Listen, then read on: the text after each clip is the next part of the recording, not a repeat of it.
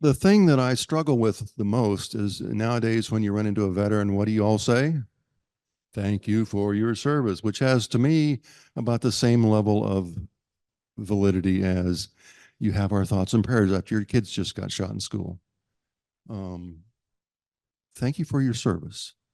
Very few of us go in and say, I'm going to go out and kill people. We go in either because we're forced to under the draft, like I was, or we go in because we believe in the Constitution. Um, so I think it's important that we really concentrate when we think of veterans and military service. And tomorrow, on the 11th hour of the 11th day of the 11th month, we think that a veteran is someone who basically signed a blank check to Uncle Sam.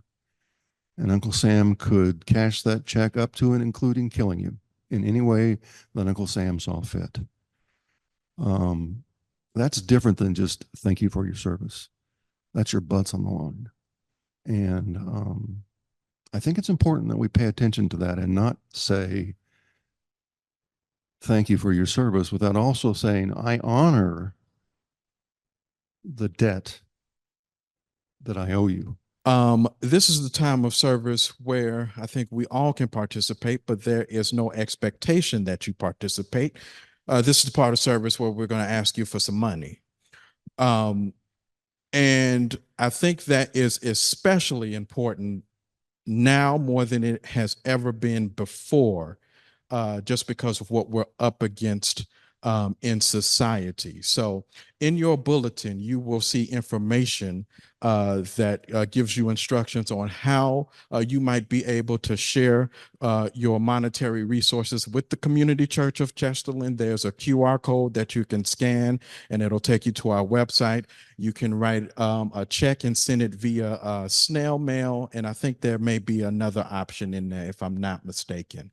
Oh, and there's also the basket at the rear of the church in which you can drop a donation in there as well. But the work that we do in this church is very important work, but that work also costs money. And so, in whatever way you feel led to share. And if you are unable to share in monetary resources, there are many ways that you can get involved in the Community Church of Chesterland.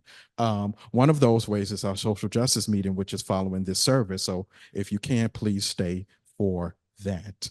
Praise to the source of all we know, for peace and love that freely flow. Praise to the wisdom deep and wise, whose truth and justice open eyes. Amen.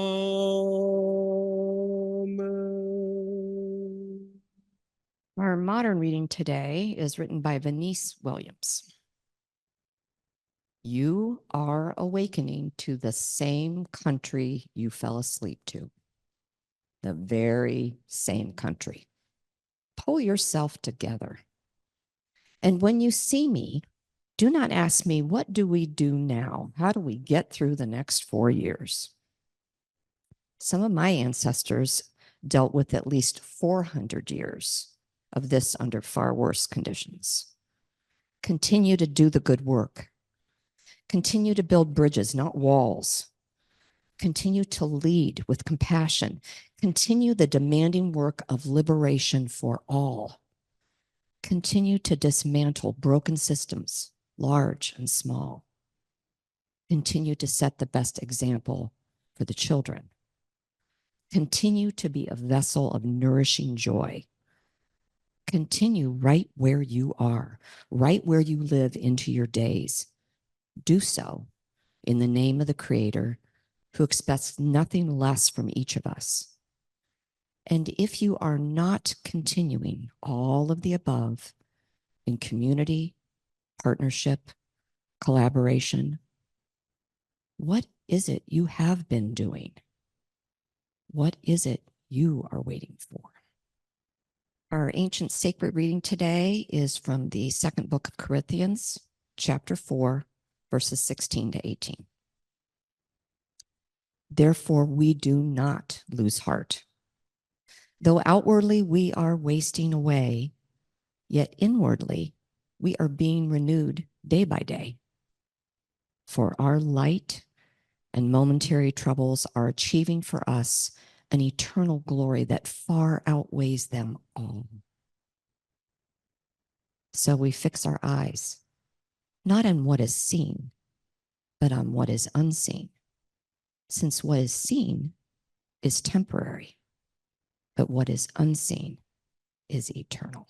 So Meg and I had a conversation about a week and a half ago about exactly how today would go. And let me just first say, special blessings for myself and for the many other clergy and other lay leaders that are leading services across this country today, because this certainly is not an easy thing, especially after the election of this week. And so, I've been sort of going back and forth about what to say. And I started to write and I got a good,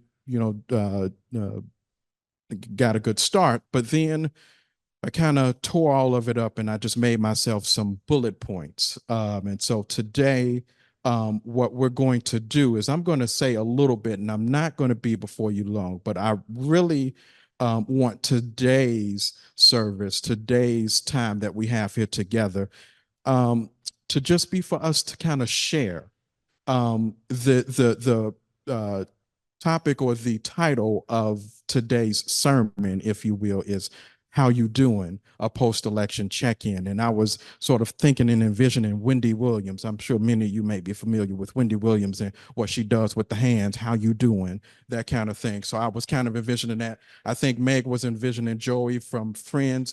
Either way, I think, that's, so I'm going to just say a couple of things. And then I want to invite those who feel led to just share what's on your heart about how you're feeling in this moment, because this is some heavy stuff. And I want us to be truthful and honest, and I'm going to try to do that here with you all this morning. So over the course of the week, I've been seeing things, lots of things on social media.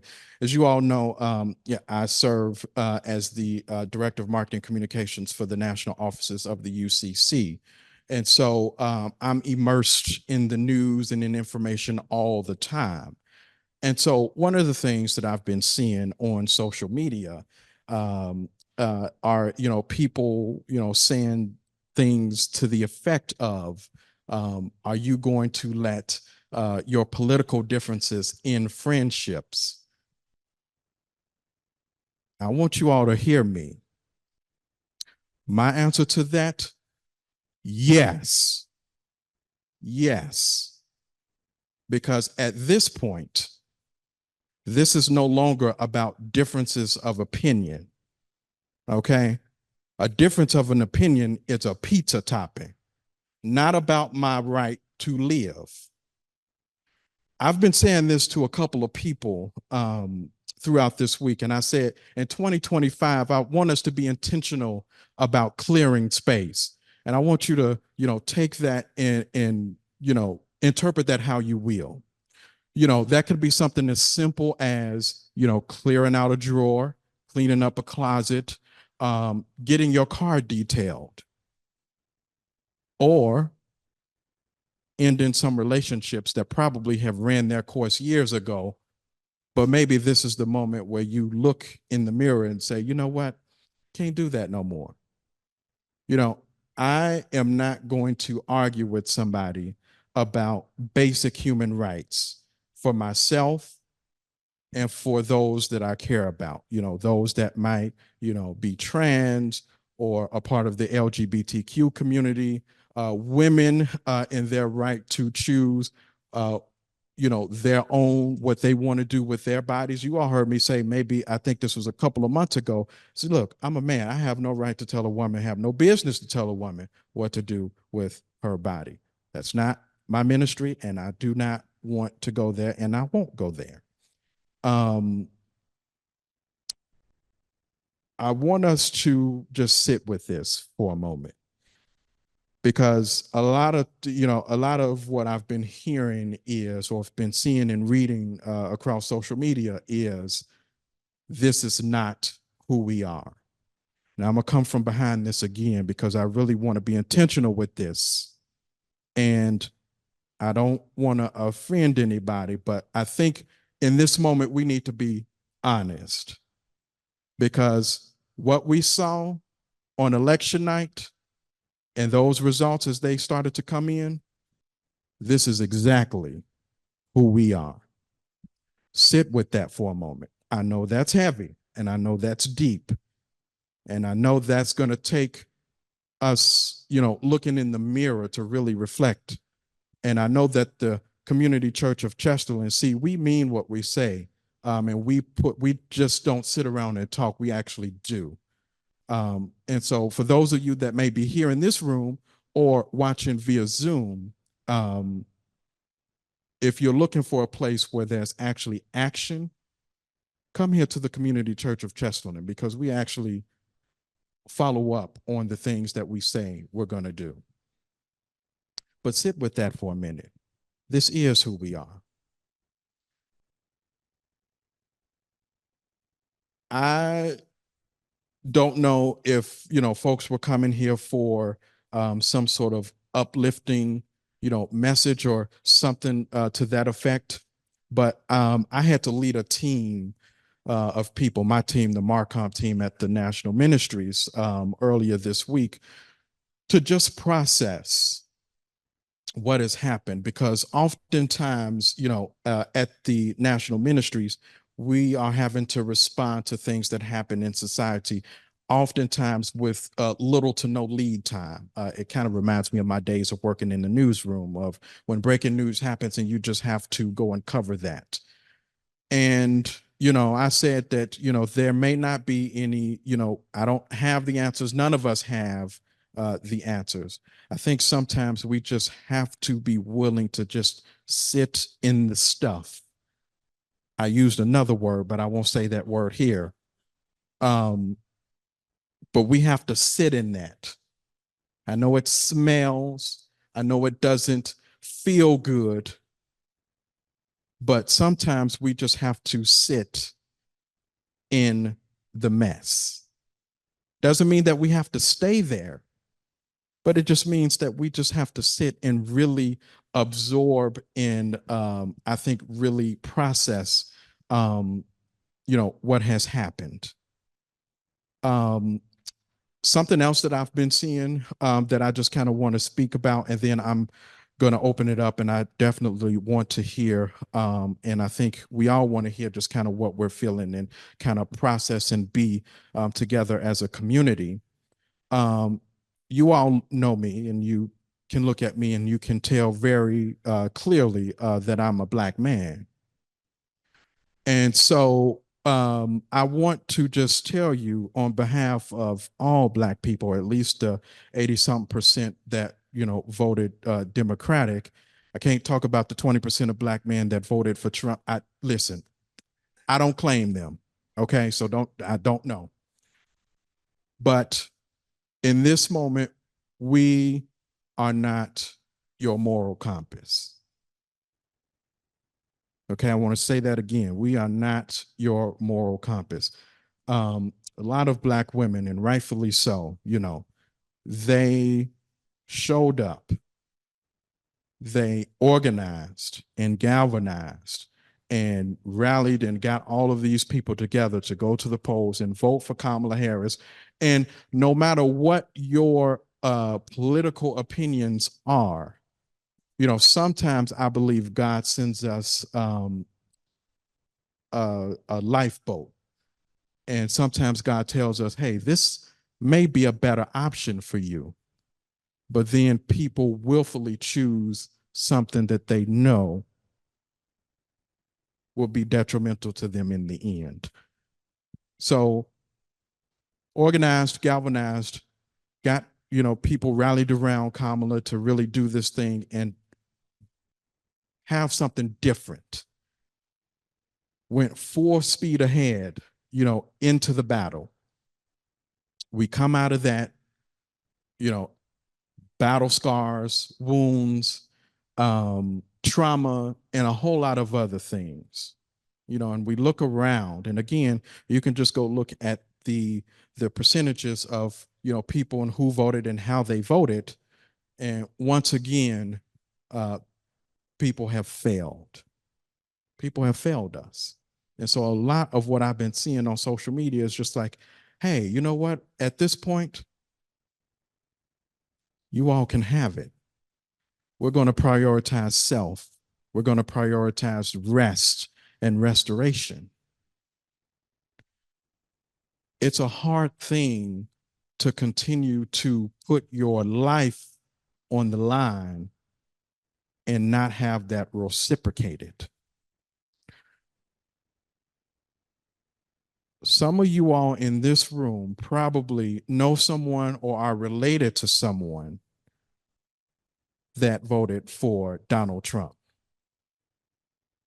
Let's be honest about that, because today is about honesty and actually speaking some of these forward, because I don't know about you all, but I've read through Project 2025, and that is no joke. And especially when they not only got the presidency, but all branches of government. It's going to be more important that we're on the same page now than we've ever been before.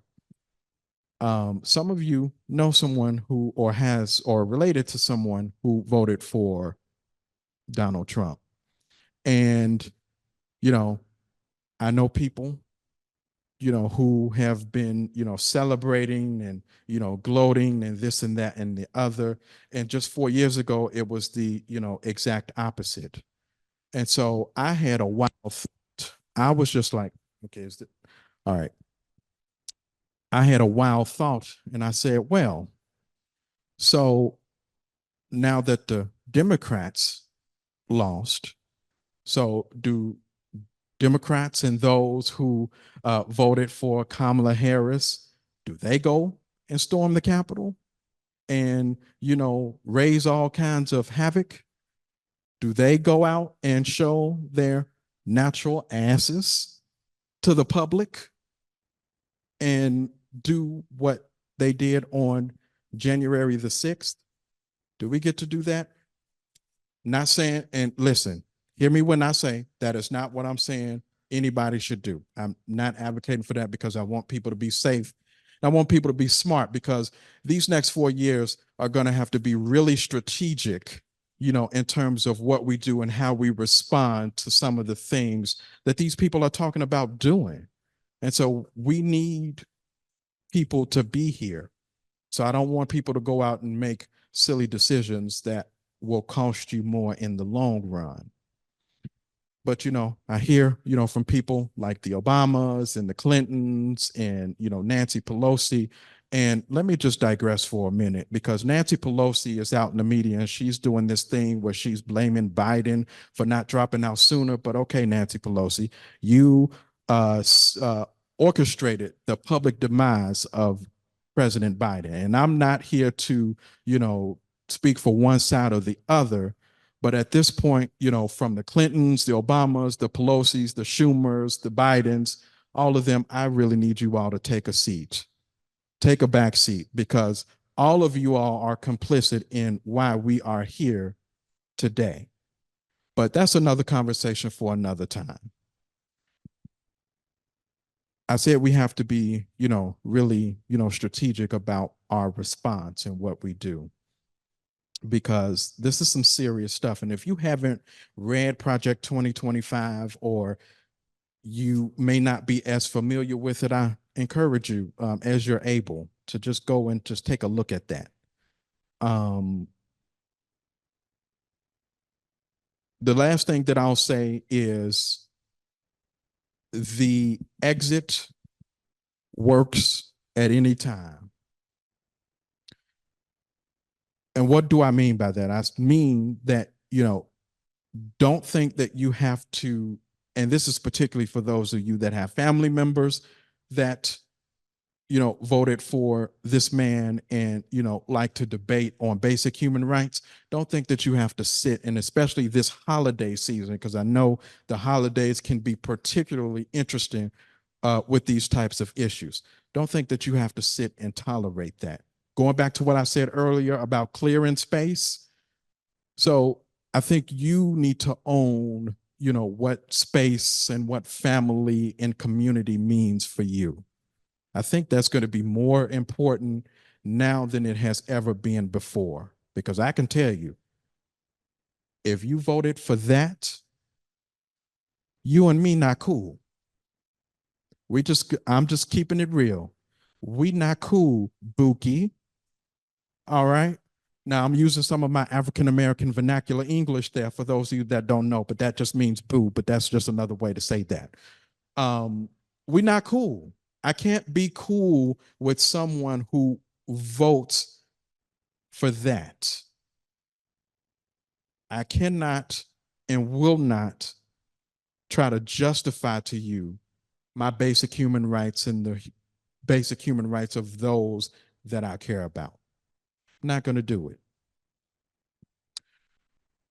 Now, there's a lot more that I can say, but we'll be here until the cows come home. I want this to be a space where you can just share what's on your heart, because I know there are a lot of feelings and a lot of emotions about the election and, things that have happened afterwards. And these folks, they're already starting with the nonsense. I don't know if you've all been watching the news and been seeing this stuff about the racist text messages about going back to the plantation. This stuff is already starting. And so I just want people to really understand the seriousness of what we're dealing with. And then there's something on X or Twitter about your body, my choice. Have you all seen that? Like, this is just really disgusting stuff that these people are doing. And so I really want us to be aware of this and really protect ourselves and really stand together in the face of this vitriol, because it's already been here. And I think we've already known that.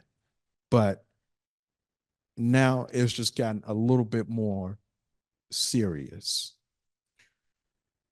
So I'm going to pause here for a moment. And I want to hear from you all, the church, about how you're feeling. And I think, Meg, we can do this for maybe 15 minutes, have this conversation, and then we'll wrap up and kind of close out the service. But I'll walk around with the microphone, and I just really want to hear from folks. And especially those of you that may be guests here with us today, you can also feel free to join in on this conversation. So I'm going to go to Luann and then Ann. I'm going to read to you a quote from Bernie Sanders. It should come as no great surprise that a Democratic Party which has abandoned working class people would find that the working class has abandoned them. First, it was the white working class, and now it is the Latino and Black workers as well. While the Democratic leadership defends the status quo, the American people are angry and want change. And finally, one more piece. Oh, while I'm talking about it, you do not buy Project 2025. You can get it online as a PDF. It's free. Don't subscribe. Don't leave your email address. Don't leave a trace. They'll find you, but don't leave a trace on as an intention. This one is from Nicole Hannah Jones. I'm a member of SURGE, Stand Up for Racial Justice. We must not delude ourselves in this moment. Multiracial democracy in the United States is less than 60 years old. It has always been contested, often violently so. It has always been fragile. Since this nation's inception, large swaths of white Americans, including white women, have claimed a belief in democracy while actually enforcing a white ethnocracy. In the face of shifting demographics, where white Americans will lose their numeric majority, We see a growing embrace of autocracy to keep the legitimate rulers of this country in power. History teaches us that we are in a perilous moment.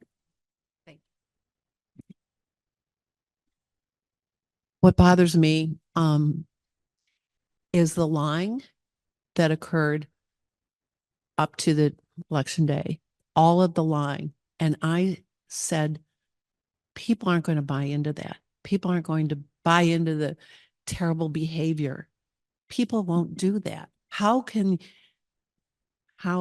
I just thought that was the best thing for everybody to see up front before election day. However, then when I saw that somebody won the popular vote, and I said, I'm living in a society, in a community where most of the people say that's okay.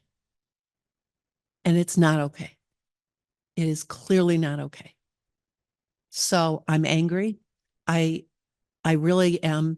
I'm really working on the balance of positive and negative energy, because right now I'm feeling a little bit negative and I'm having bad thoughts about somebody. So,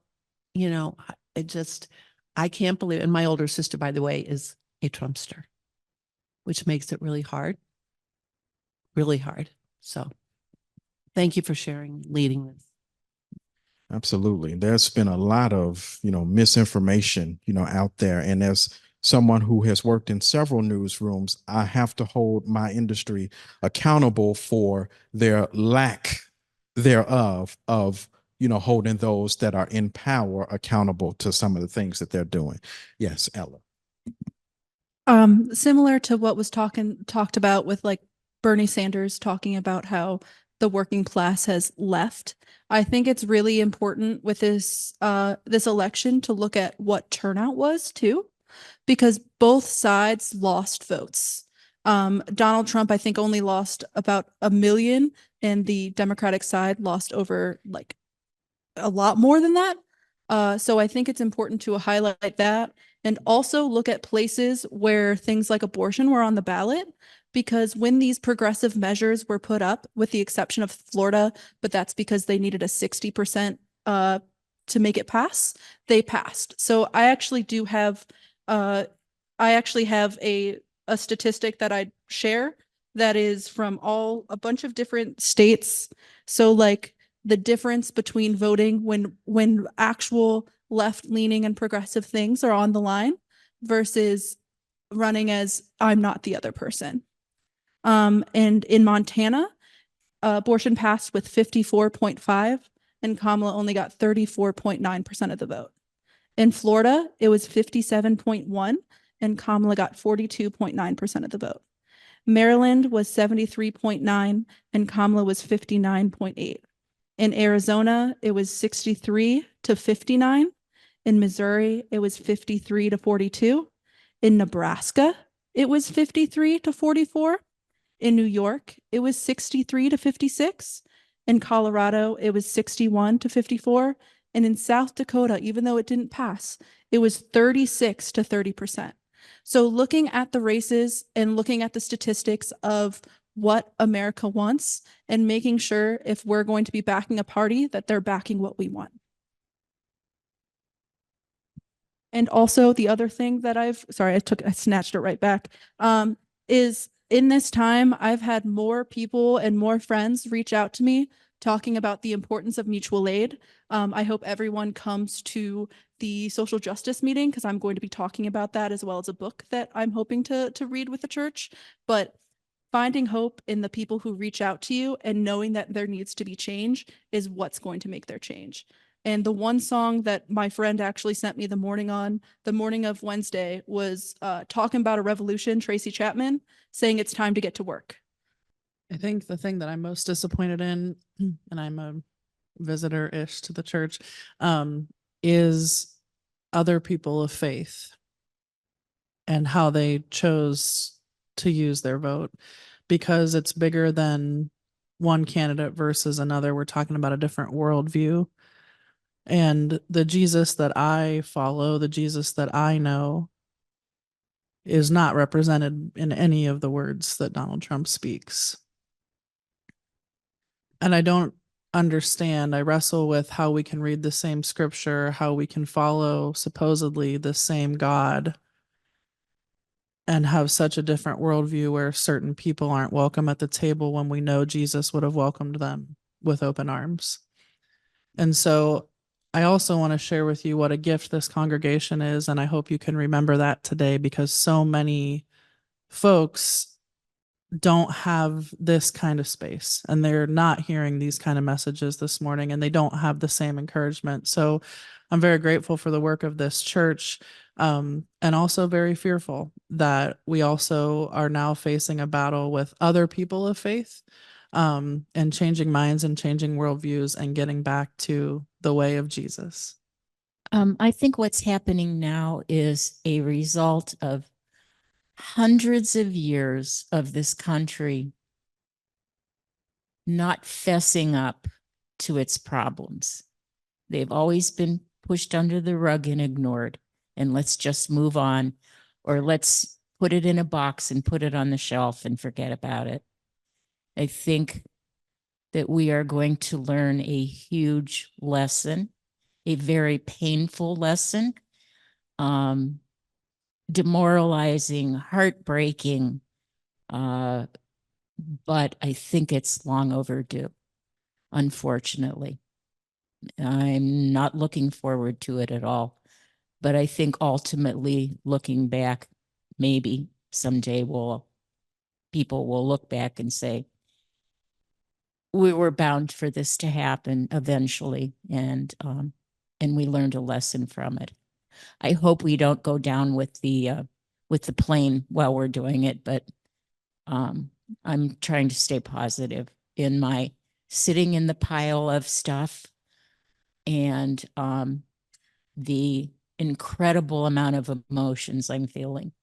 I'm mostly concerned about the probably better part of a generation it's going to take to move things and move our liberal democracy back to standards of truthfulness.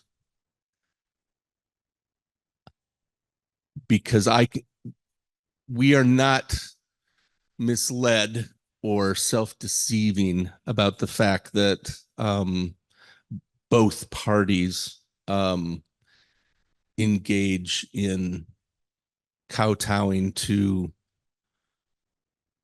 finances and the way money moves policies.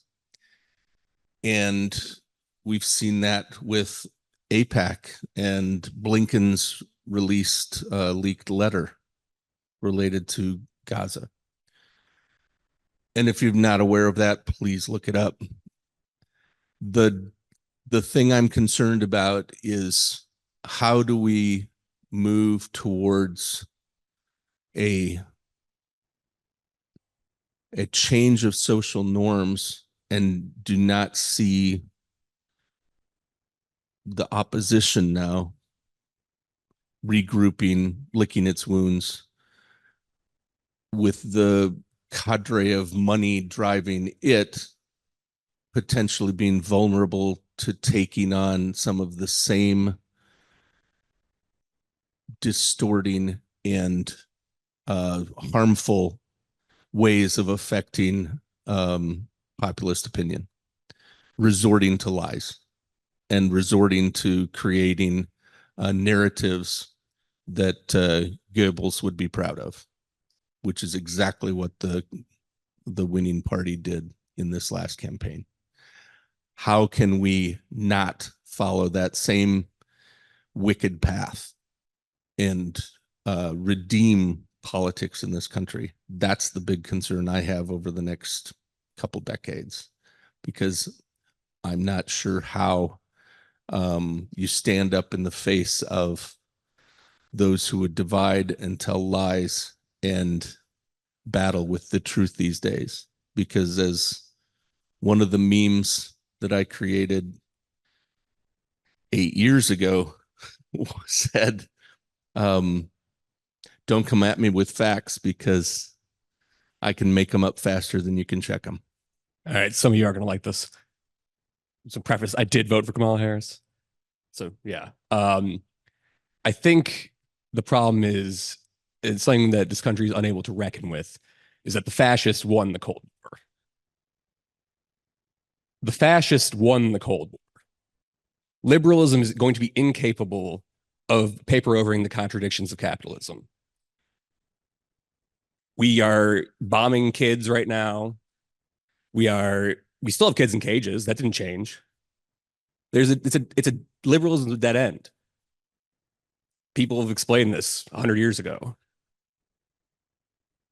It's not going to be easy. Things are not looking good.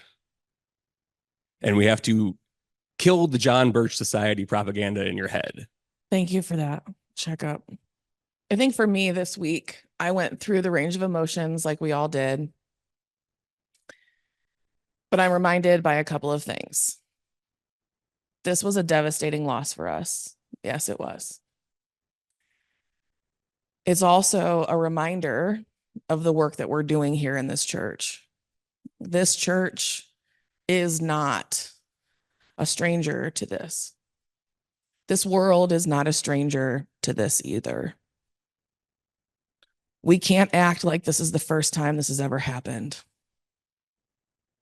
Acting like that is showing your privilege. So I am taking the offense that I have been feeling for the last few days of the horrible loss of innocence that I'm going through and reminding of the country that I'm in. And I am taking solace in the fact that this church exists and you are all here today. So you can be mad, and I want you to be mad, and I want you to journal, and I want you to talk to each other. But please don't allow your privilege to get in the way here. We have a shit ton of work to do, you guys. It is time to get curious. It is time to channel your anger. It is time to buckle in and really go full force into what this church promises that it's supposed to be. You're all here for the same reason. You are, admit it. It's the social justice of it all. So we need to take the anger, yes, but we need to channel that negative energy into the fury of the fight, because that is what it has to take. People are dying. Our people are dying. It is not a time for us to just give up and move to Canada. Sorry. The time will come. If we have to go there, we will know. My point is, this is where the work is. There are people already organizing. We will listen to the Black trans women like we always have. That is where we will find the answer. And we will do the work that we are supposed to do. And we will do it together.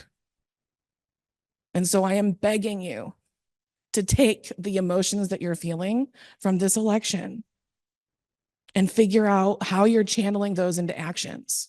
How are you showing up on Sunday? How are you showing up on Wednesday?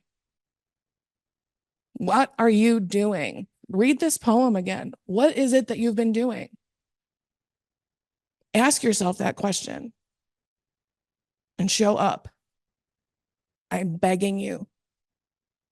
Now is the time to stop talking. Roll up your sleeves.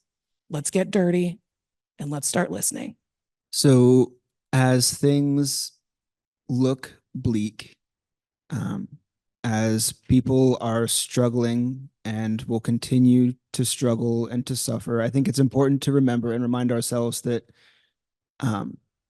while big picture, maybe things look bad, there is still hope in the small things. There is still beauty in the world, and there is still love. And it's important for us all to be there for each other as well. And that's something we can't lose sight of. And just based off of what Meg was saying, I thought I'd share an event that's happening tomorrow at the Rhizome House at 7 p.m. It's a community care and pod mapping Skillshare. So it's through hands-on experience, we'll gain skills to foster interdependent networks that not only meet personal needs, but contribute to building safer, more connected communities. So that's at Rhizome House tomorrow at 7 p.m. I can give you more information after the service. Hello. This is my second time visiting. I don't have a lot to say. I think I know that I have not processed any of this yet. I just think I just have a lot of feelings right now, a lot of pain, not so much thoughts, like actual articulate thoughts. I don't know. I just had a thought, like maybe I'm just going through the stages of grief of like maybe it's denial, because like for the past few days, like I see a few things here and there on social media. I get clips of the news, but I just go about my day. And then it kind of hits me like, oh, like this is what's going on. This is what's happening. Like, what? What do you mean? So I think it's just, I don't know, it's probably just going to take me some time to be able to accept the reality, even though intellectually I know what's going on, but that connection, that I guess that heart-mind connection hasn't really clicked yet. Joe Troa says white Christian nationalism is a threat to America. And he says, I'm worried for my near future health. Relapsing into dangerous things due to worry, I do believe is justified. And my entire family, aside from one aunt and one sister, voted for Trump. One of my brother-in-laws keeps asking me if I'm okay and said he knows the election didn't go, quote, the way I wanted, unquote, and keeps trying to offer emotional support and saying, he's here for me. The fact is, he wasn't here for me at the polls. It feels like being kicked in the face and then being asked if there's anything they can do to help with the pain. And then I would share for myself the comment made about being glad our church is here. One of the things that we should do is reach out to the other folks who are attending churches and they're not getting what they need there. They can get it here. We need to invite them over. You know, I wish I had something. Well, actually, no, I don't wish, because as I said earlier, sometimes we just have to sit in this. And I'll have something to say once we close out and do the benediction here, but this is a painful, scary, trying time. And like Meg said, you know, yes, be angry, be sad, be all of those things. But this is do or die time. And if I'm sounding like an alarm, or if Meg is sounding like an alarm, I think that's because we mean to, because of the seriousness of this moment. So, church, thank you all so much for sharing and being vulnerable this morning, because I know these are very real, raw emotions and things that we're feeling in this moment. But the work is not over. It's just beginning. And the question is, what are you doing? What are you doing? Friends, the road ahead is going to be tough. The road ahead is going to be long. It's not going to be fun. But the work is important and the work must continue. Oftentimes we look around in moments like these and we ask, where is God? And I believe that God is asking us, where are we? We are the light. We are the ones that we've been waiting for. So, and I want to thank my lovely Kelsey for buying these. I have in my hand a candle. So I welcome you. At the back of the sanctuary are candles. Be the light in your own life and also in the community. So if you can be the light for yourself, for your family, for your community, I invite you and encourage you to take one of these candles and remember this moment and remember the work that we must do and remember the mission of the Community Church of Chesterland. And if that is something that you are unable to do in this moment because you may be feeling a lot of things, I just want you to know that that is okay. Because as I said earlier, we have to sometimes sit in the mess. But I would like for these to remain visible somewhere in the space. So as you come across this, you remember that you are the light and that you have the power to incite change within your community and with wherever you go. So I send you forth and I wish you all a very blessed and safe week. And until we meet again, may it be so. Thank you all very much.